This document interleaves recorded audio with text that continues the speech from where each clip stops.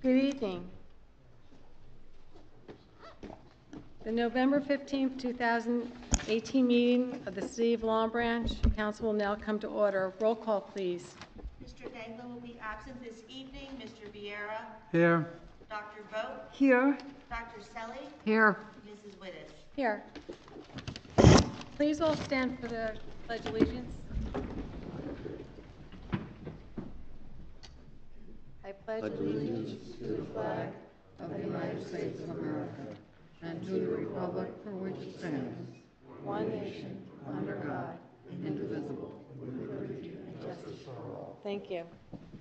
I hereby certify that this meeting has been published in the newspaper in accordance with the Open Public Meetings Act and posted as required by law. Of previous minutes. I need a motion to approve the minutes of October 24th, 2018. So moved. Second. Roll call? Mr. Vieira? Yes. Dr. Vogt? Yes. Dr. Selly? Yes. Mrs. Wittes? Yes. Consideration of ordinances, public hearing, and final consideration. This is the second reading of ordinance 21-18 entitled an ordinance amending chapter 173-5C fire prevention of the code of the City of Long Branch, increasing fees. This ordinance was introduced on October 24th, 2018. I need a motion to open the public hearing. So moved. Second. All in favor? Aye. Anyone opposed? If there is anyone in the audience that has a comment to make regarding this ordinance, please step to the microphone and state your name and address clearly for the record. You will have 5 minutes and may only speak once. See no one? I need a motion to close. So moved. Second. All in favor? Aye. Anyone opposed? This is the third reading of ordinance 21-18 entitled an ordinance amending chapter 173-5C fire prevention of the code of the City of Long Branch, increasing fees. I need a motion to adopt on third and final reading and advertise according to law. So moved. Second. Roll call? Mr. Vieira? Yes. Dr. Vogt? Yes. Dr. Selly? Yes. Mrs. Wittes? Yes. This is the second reading of ordinance 23-18 entitled an ordinance granting a 5-year tax exemption to Manuel Serra for a development project of property located at 45 Ocean Terrace and designated as Block 302, Lot 19. This ordinance was introduced on October 24th, 2018. I need a motion to open the public hearing. So moved. Second. All in favor? Aye. Anyone opposed? If there's anyone in the audience that has a comment to make regarding this ordinance, please step to the microphone and state your name and address clearly for the record. You will have 5 minutes and may only speak once. See none? I need a motion to close. So moved. Second. All in favor? Aye. This is the third reading of ordinance 2318 entitled an ordinance granting a 5-year tax exemption to Manuel Serra for a development project of property located at 45 Ocean Terrace and designated as Block 302, Lot 19. I need a motion to adopt on third and final reading and advertise according to law. So moved. Second. Roll call? Mr. Vieira? Yes. Dr. Vogt? Yes. Dr. Selly? Yes. Mrs. Wittes? Yes. This is the second reading of ordinance 24-18 entitled an ordinance creating the City of Long Branch Code Chapter 262, Article 3, to establish an abandoned property list pursuant to NJSI 5519-55. This ordinance was introduced on October 24th, 2018. I need a motion to open the public hearing. So moved. Second. All in favor? Aye. Anyone opposed? If there is anyone in the audience that has a comment to make regarding this ordinance, please step to the microphone and state your name and address clearly for the record. You have 5 minutes and may only speak once. I need a motion to close. So moved. Second. All in favor? Aye. Anyone opposed? This is the third reading of ordinance 24-18 entitled an ordinance creating the City of Long Branch Code Chapter 262, Article 3 to establish an abandoned property list pursuant to NJSI 5519-55. I need a motion to adopt on third and final reading and advertise according to law. So moved. Second. Roll call? Mr. Viera? Yes. Dr. Vogt? Yes. Dr. Selly? Yes. Mrs. Wittes? Yes. This is the second reading of ordinance 25-18 entitled an ordinance creating Chapter 262, Article 3 of the Code of the City of Long Branch to require foreclosing creditors to care for and maintain the exterior of vacant and abandoned properties during the pendency of a foreclosure action. This ordinance was introduced on October 24, 2018. I need a motion to open the public hearing. So moved. All in favor? Aye. Anyone opposed? If there's anyone in the audience that has a comment to make regarding this ordinance, please step to the microphone and state your name and address clearly for the record. You'll have 5 minutes and may only speak once. I need a motion to close. So moved. Second. All in favor? Aye. Anyone opposed? This is the third reading of ordinance 25-18 entitled an ordinance creating Chapter 262, Article 3 of the Code of the City of Long Branch to require foreclosing creditors to care for and maintain the exterior of vacant and abandoned properties during the pendency of a foreclosure action. I need a motion to adopt on third and final reading and advertise according to law. So moved. Second. Roll call? Mr. Viera? Yes. Dr. Vogt? Yes. Dr. Selly? Yes. Mrs. Wittes? Yes. This is the second reading of ordinance 26-18 entitled an ordinance creating a new Chapter 262, Article 3 in the Code of the City of Long Branch to implement a vacant property registration process. This ordinance was introduced on October 24, 2018. I need a motion to open the public hearing. So moved. Second. All in favor? Aye. Anyone opposed? If there's anyone in the audience that has a comment to make regarding this ordinance, please step to the microphone and state your name and address clearly for the record. You will have 5 minutes and may only speak once. See none? This is the third reading of ordinance 26-18 entitled an ordinance creating a new Chapter 262, Article 3 in the Code of the City of Long Branch to implement a vacant property registration process. I need a motion to adopt on third and final reading and advertise according to the law. So moved. Second. Roll call? Mr. Viera? Yes. Dr. Vogt? Yes. Dr. Selly? Yes. Mrs. Wittes? Yes. And thank you, Mr. Renaud, for acting so quickly on this, and we really appreciate it. It's going to make a big difference in Long Branch. Ordinances for introduction, there are none. Public participation for resolutions on and all general comments. I need a motion to open the public portion of the meeting for all comments. So moved. Second. All in favor? Aye. Any opposed? If anyone in the audience has any comments to make, please step to the microphone and state your name and address clearly for the record. You will have 5 minutes and may only speak once.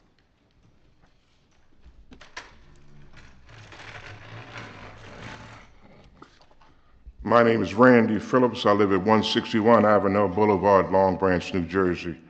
About a month ago, I believe, I addressed the mayor and council in reference to the opening at the Long Branch Housing Authority for the Board of Commissioners.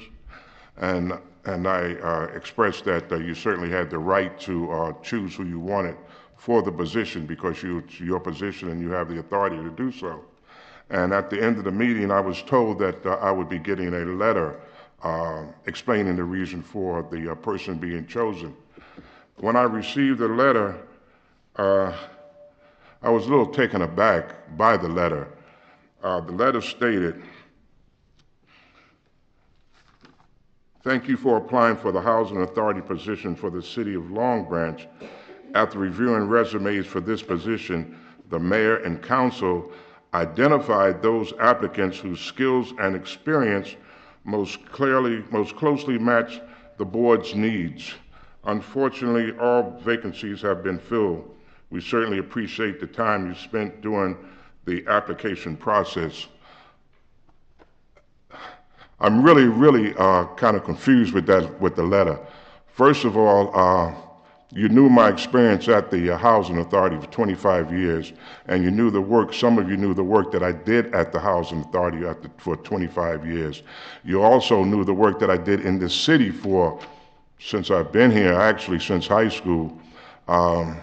And then to look at the young lady's resume that you appointed to the board that you said had more skills and experience, who was a clerk, I think, at the library at the present time, and who worked for the Board of Education prior to that. I don't understand what the skills and experience that she possesses more so than mine. I don't care about being on the board, but I just want the board and the mayor to be fair and upright when you do something. You don't put on paper you want somebody with more skills and experience that have no skills and experience in the board position. Now, what you've told to me as a citizen of Long Branch is that there's no position that I could ever serve in for the city of Long Branch, because all of my experience was in housing, extensive experience in housing, and certainly if I can't be placed on the Housing Authority board, I can't be placed on any other board. Can you explain to me what the skills and experience this young lady has? Anyone? No one? Except for the last thing that on her resume, she says she supervises 2 people. My last 3 years before I retired, I ran the Asbury Park Housing Authority for 3 years as interim director. That was about 55 people. I relocated all the people in the Long Branch Housing Authority. It just blows my mind. Can anybody explain that to me? No one? Well, I'll move to the next item. When Yvonne Mann was up for appointment, she was told that she could not be reappointed because she did not live in Long Branch. Now, I understand there's 2 people on the board that don't live in Long Branch. I know Mike Winnick has lived in West Long Branch for almost 2 years, and he's still on the board. And I know that Andres Magia, I believe he lives in Oceanport, and he's on the board. I don't understand how that can be. Is that a fact? Those people don't live in Long Branch? Do you want to explain the grandfather or how that worked? I think, Mr. Phillips, you're talking about the new ordinance that was adopted, and the ordinance applies to new appointments to the board. So the ordinance didn't operate to knock people off the boards that are there. The council has decided that going. I would like to have a copy of that ordinance, because what you're saying to me. From the clerk's office. Excuse me? You can get it from the clerk's office. Okay, what you're saying then is, if you see something, let's say the state trooper sees a car speeding up the highway doing 100 miles an hour, then he shouldn't say anything until he reaches his designation. You know, they should just let it go and break the law. No, that's not what we're saying, Mr. Phillips. I think what we're saying Well, is that's the way I take it. if we change the speed limit on the street, we can't go back 20 years and get everybody who was going fast before the speed limit got changed. Okay. That's what we're talking about. And I also have in my possession 2013 New Jersey Revised Statutes Title 40A, Municipalities and Council, Creation of Housing Authority, the boards for Housing Authority. Mr. Phillips, thank And you for your time. Excuse me? Thank you for your time. Your 5 minutes is up. My time? Yes, sir. All right, I just want to make this one point. The Housing Authority, the state of New Jersey states, no more than one member of the Housing Authority may be an officer or employee of the municipality Mr. or county by which the authority is created. I'm sorry, your time is up. Yes, but did you catch that though?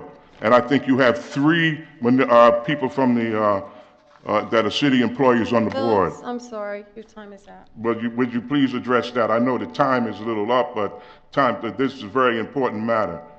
Could you please address that? Could you? Is there anyone else that would like to come forward? I get no address? Nobody has an answer for anything? Mr. Phillips, your time is up. Thank you. But your time is not up, though. You have I time to have no speak. comment right now. You have time Is to there speak anyone because else? can somebody address the issues? Is there anyone else that would like to approach the council?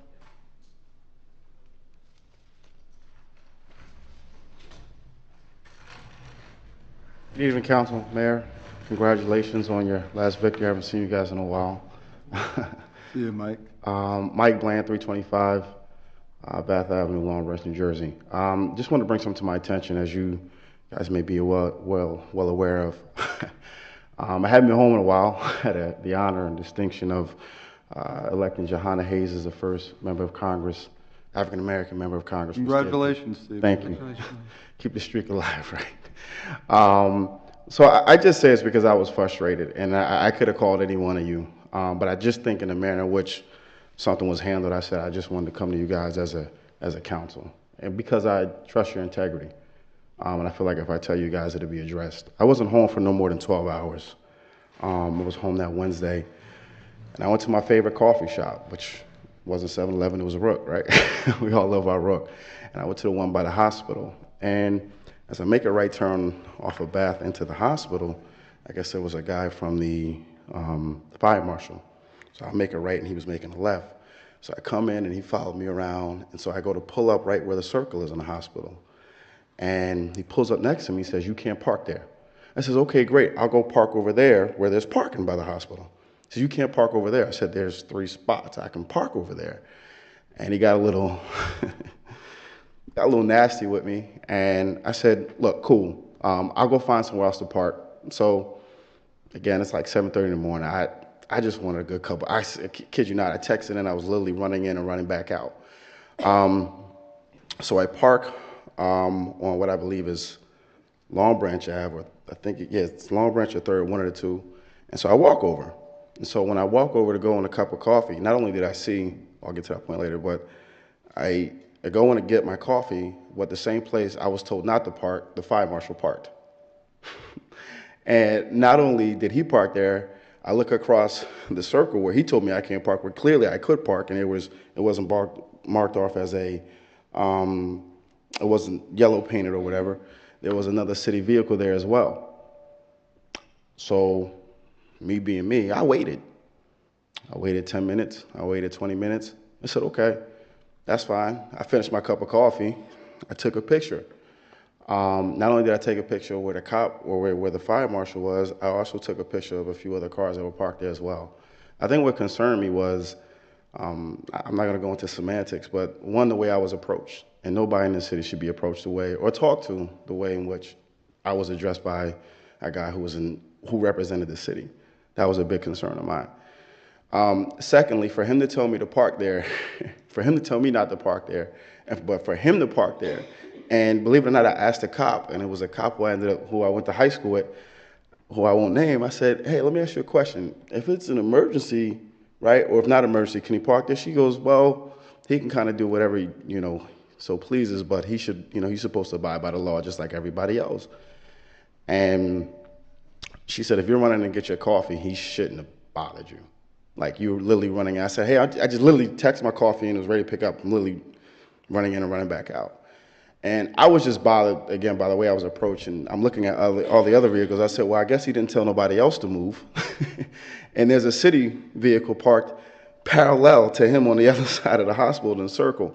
So long story short, I go down to the fire marshal's office, and I said, well, I'll go there, because I wanted to address him and just say, look, bottom line, doesn't matter who it is, you shouldn't talk to anybody like that. Doesn't matter what I have on, doesn't matter what I look like, doesn't matter, that shouldn't matter. And so he wasn't there. I guess he had just left, and the ladies were very respectful. They would say, "No, we get it. We get it. We agree with you." And so I was frustrated. I told a few others. They said, "No, it's not that really big of a deal." It's a big deal to me because I know you guys got elected off of integrity and doing things differently. And I said, the only reason why I'm saying this is because I promised him I was going to come and address it to the mayor and council. Because if he's doing that to me, he's a fire marshal, and there was somebody, again, I won't name who worked in the office, that said sometimes they have a God complex. That's a problem. Because I can only imagine if he's talking to me like that, I'm just getting a cup of coffee. You know, there's trickle-down effects everywhere. So I hope that it can be resolved. I'm not looking for a response. You guys know me well enough. I could have handled it completely differently, but I didn't. But I did take pictures that I could send or email to all of you of his car and the city vehicle across that was adjacent as well. So, Mike, can you stay after the meeting? And I apologize, but I would just like to hear the story in a little more detail. So Sure. okay. Absolutely. And address it. All right. Thank you. Thank you, Mike. Yep. Thanks.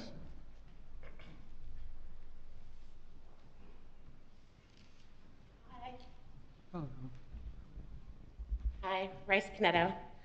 I wanted to ask if you guys can make sure that we find a way to put the police department in touch and in communication with the transportation department at the school district. Had a scary situation today where, you know, all know my son, 17 years old, autistic, goes to a out-of-district school. The transportation bus company left him at the school in Marlboro, and I was unable to reach him, the school, the transportation office for over an hour in the bad snow. The only person I could reach who was amazing is Christine Carducci, but I called the police because I didn't know what else to do. The bus sent me a text and said he didn't get on the van and was basically like, oh well, that's it. So when I called the police, they were like, what do you want us to do? And I was driving in the snowstorm trying to make my way there, not knowing if he had gotten on another bus, if maybe someone had drove him home, if they lost electricity, because, you know, Collier's up there on the hill. And, you know, everybody talks to us about registering for the...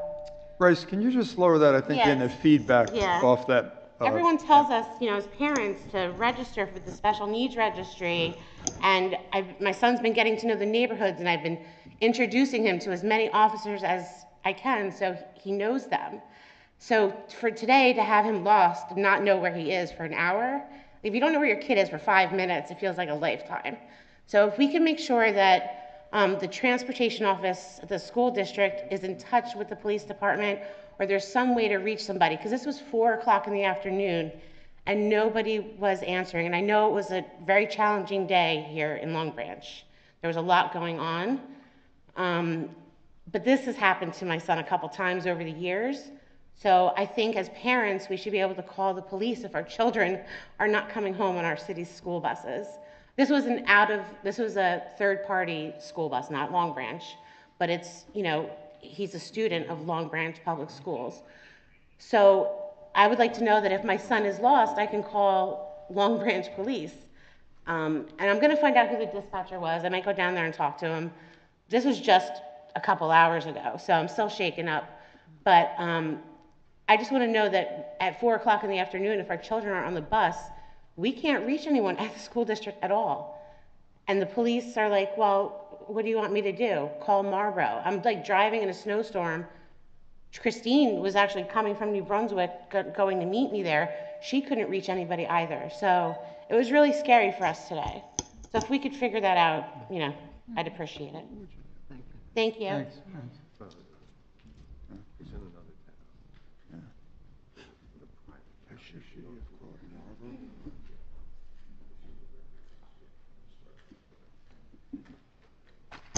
Requesting 1-minute notification, Vincent Lepore, 33 Ocean Terrace, Long Branch.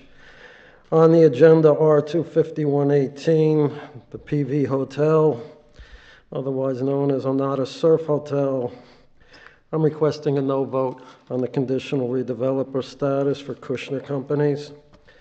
Until this council gets a handle on the public amenities and public accommodations, they should not be venturing anything with Kushner Development on the Onata Surf Hotel, which you refer to as PV Hotel, until public amenities and public accommodations are addressed. Again, requesting a no vote. At the bottom of tonight's agenda, it refers to Ordinance 2218 on beach fees, that it was removed October 24th agenda and not introduced. there was an amendment to Chapter 116 concerning the beach fees. Since that proposed ordinance has been voided, I would like to ask the council this evening, for the 2016 season, will the beach rates remain the same for daily badges? Yes or no? 2018? 2019? You mean? 2019, you mean? 2016?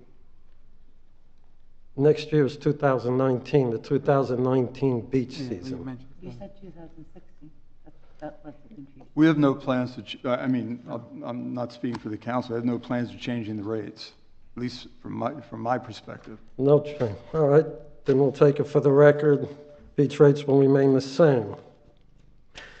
Another matter that's, I'm sorry, I didn't hear what. You said.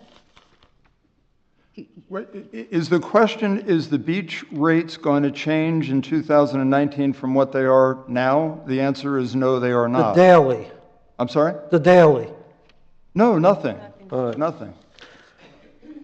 We'll keep that for the record. Another development is Stella Maris in Elberon. We have an application for the next planning board meeting to subdivide the Stella Maris compound by the new owners, 981 Beachfront, into 4 separate lots with single-family houses on it. There's not much anybody can do because the religious order that had it eventually wanted the money, $18,284,400. But the timing can alert people in this city. If they want to prevent what Pier Village is about coming into Elberon, there is a revisit now to the master plan and zoning, and the residents of this city should be paying attention to it. Because in that Elberon right now, it's an R1 zone, residential building. So developers like Kushner could be looking at those beach clubs coming off line and being up for sale the way Takanasi was. In order to prevent this, I am suggesting that the R1 zoning for the Elberon oceanfront be changed to beachfront recreation. The beachfront recreation will preserve open space, keep a pristine appearance on the Elberon oceanfront, and may very well allow family-oriented activities similar to Point Pleasant, where we can start attracting families into this city again as a destination with something for kids to do on the oceanfront, which they don't have at Pier Village. And I don't want to hear the statement, we're going to give them a carousel. Kushner can keep the carousel. We want a Point Pleasant. And if we can get that oceanfront in Elberon, and particularly some of those beach clubs, which I'm sure convicted felon developer, which I'm certain convicted felon developer Kushner is going for right now, we will be moving to the city of Long Branch in a direction that Point Pleasant, Ocean City, and Wildwood would be. I'll keep it at that, but it's an important development in Elberon, and we need all to address it. Thank you. Thank you, Mr. Lepore.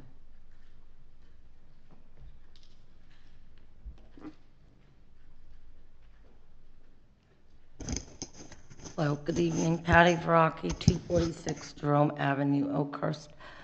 I agree with what Rice was mentioning about the hecticness of today, and I know that there was a lot of things going on. And the last council meeting I was here, I know Lillian Grauman, who's not here tonight, and I both mentioned how it would be very helpful if there was a place for the people to get information, or that reverse 911, the Nixle. And I was surprised to see that that neighborhood app was installed and seems to be working somewhat, but I guess that relies on neighbors putting something up there, whoever is in that app.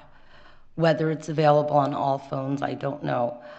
But considering the craziness of the weather, the half-day, the incident, whether it was a shooting or what was going on Morris Avenue today, there was a lot of people that were very scared, especially the parents, when they were starting to get text messages from their children that were being locked down in schools. And there just has to be a better way of communication, I think, in getting the message out to people, for one. The other reason why I had wanted to come up tonight was there was some pictures that were posted on Facebook of the Trump helicopter flying over, I forget what night it was, if it was Friday night or Saturday night, and the Adams Street was blocked off, barricaded off. So we know Kushner's, the son-in-law is involved with Homeland Security and, could possibly be some of this reasons for what we were seeing. And again, there was no word to the public as to what was going on, just assuming and speculation. But are any of those expenses for security of the Kushner properties, Ocean Avenue, the helicopter landings, being burdened on the taxpayers? So Patty, I don't know if I'm answering your question directly, but I'll tell you what I know.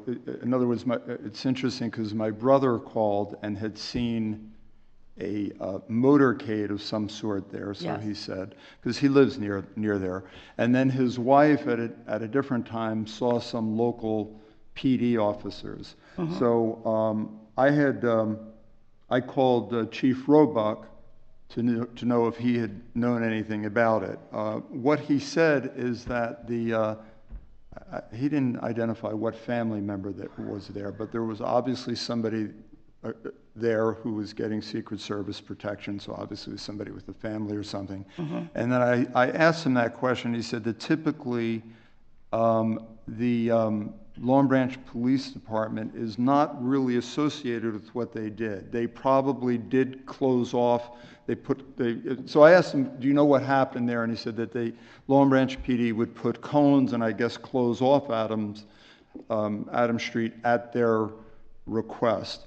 And then it was interesting because my brother had also said that there were grants available to do exactly what you're saying. In other words, they have a large extended family that is protected, and who incurs, the local municipalities responsible for incurring that expense. Right. So I mentioned that to the chief as well. He was aware that there were grants available, but didn't know that we qualified, and said that he would look into it, because my brother also indicated that he didn't know that the grants are just necessarily have anything to do with the amount of money that a municipality expended, that you may in fact just be able to qualify for the grant just because you have someone, you're using them, whatever the figure is. Right. So he's going to look into that, is the bottom line. I don't know if that answers your question, but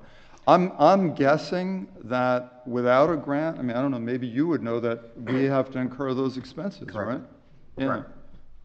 Well, I know that Vince Lepore had offered some information on that, so I was hoping to hear that response first before coming up and asking, but here I am. All right, thank you.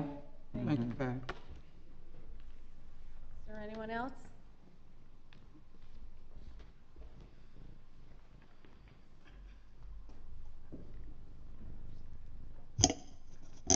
Jack Mamie, Maplewood Avenue, Oakhurst. Just a couple of questions. So R245-18 about the roadway improvements. This, of course, I have to tie everything into the internet. I would recommend that you lay underground pipes when you do your roadway improvements, because it'll even if you don't move forward with the project, you can actually lease those to people that want to come in and lay up new lines, and they won't have to dig up the roads.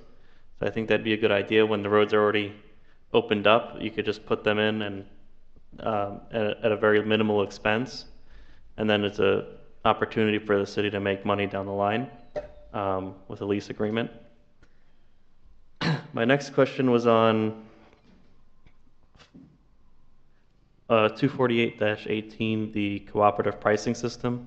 Is that sort of like all the different municipalities get together and purchase in bulk to save money, or what is that all about? That's pretty much it, right, Mike? Yeah. Pretty much. Okay. All right. And you probably know, we have several different agreements with various municipalities and groups and so forth. Okay. So like a cost sharing kind of thing. Back to what Patty and Rice were alluding to at the police, I think it would be a good idea if that, I know in Ocean Township we have Nixle, where the police post out regular bulletins that it goes out to the residents.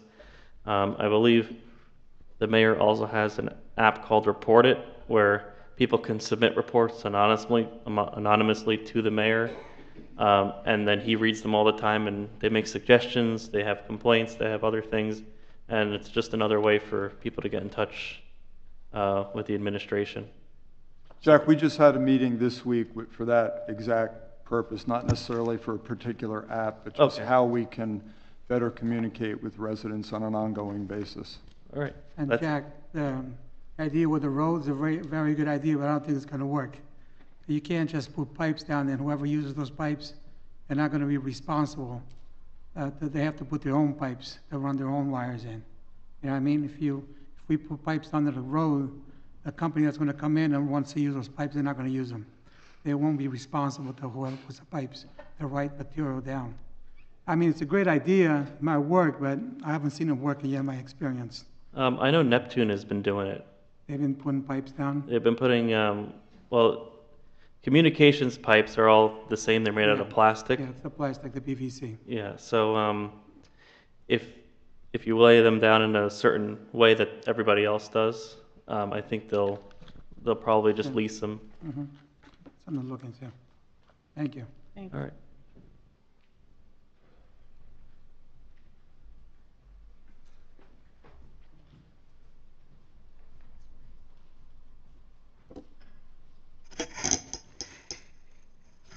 Anita Cravering, 161 Garrett Drive in Long Branch. I kind of agreed with Rice, and that the special needs registry. It's a very valuable and helpful resource for people with disabilities and their parents and their family members to make them aware of the information that could be available. So no incidents like Rice's son missing his bus would happen. Every time on the news, I see a lot of reports on the missing children, and most of these children that I hear of have special needs, whether it's autism or Down syndrome or any other disability. And I need to ask Rice, what can the special needs registry do to make them aware more and make them communicate in the event of an emergency that arises?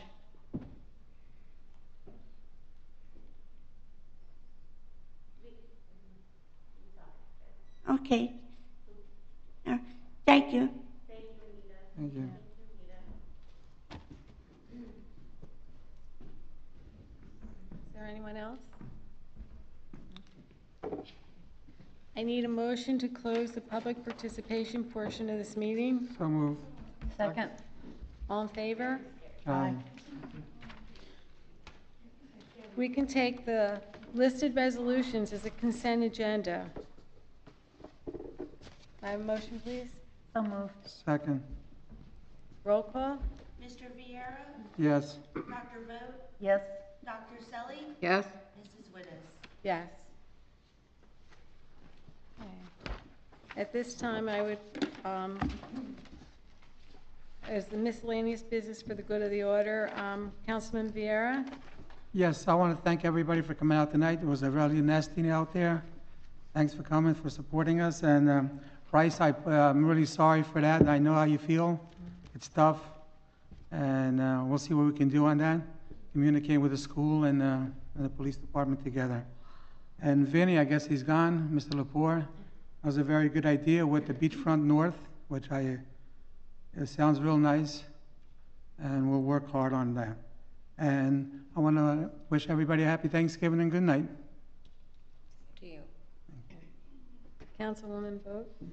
Well, I agree with Mario. Thank you so much for coming out tonight. It was a tough night, but it was a good session. I particularly want to comment on Mike's comment, and you touched upon something that we have talked about a lot, which is civility in the way we interact together, civility in the way we run our meetings, civility in the way we treat each other.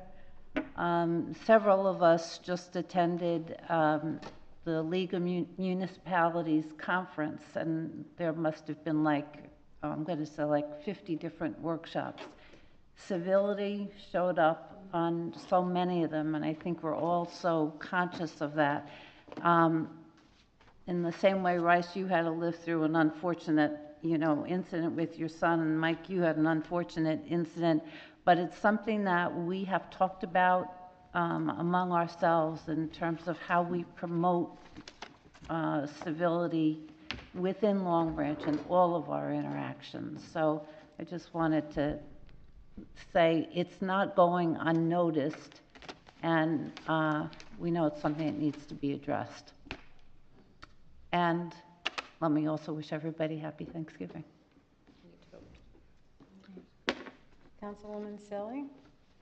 I would just like to wish everybody a happy Thanksgiving, and remember those that are in need. And there was always up at St. Luke's on Thanksgiving Day a Thanksgiving dinner for the community. So if you have no place to go, you have no family, that's a really good place to go because they welcome you with open arms. Thank you. Thank you. Mayor Plum? Yeah, I'm just sorry. I just wanted to thank everybody for coming this evening, for your comments. Wish everyone a happy Thanksgiving to you and your families. And also, I just wanted to point out, make mention of the fact that on Monday evening at 7 o'clock, Patty, if you wouldn't mind, I can send you the flyer as well. We're having a House of Worship Safety and Security program at Congregation Brothers of Israel on Park Avenue. That's 7 o'clock on Monday.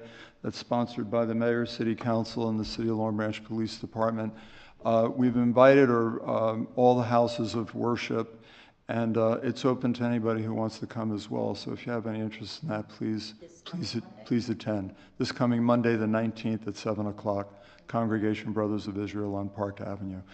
And thank you all. And I too would like to wish everyone a happy Thanksgiving, and hope you have, can enjoy your families and friends, and think of those that, are not as fortunate as we are. And thank you for coming out tonight, and have a good week. Thank you. I need a motion to adjourn. So moved. Second? Second. Roll call? Aye. Yeah. Yes. Thanks. Yes. Have a good evening. Good evening. That's very nice. Actually.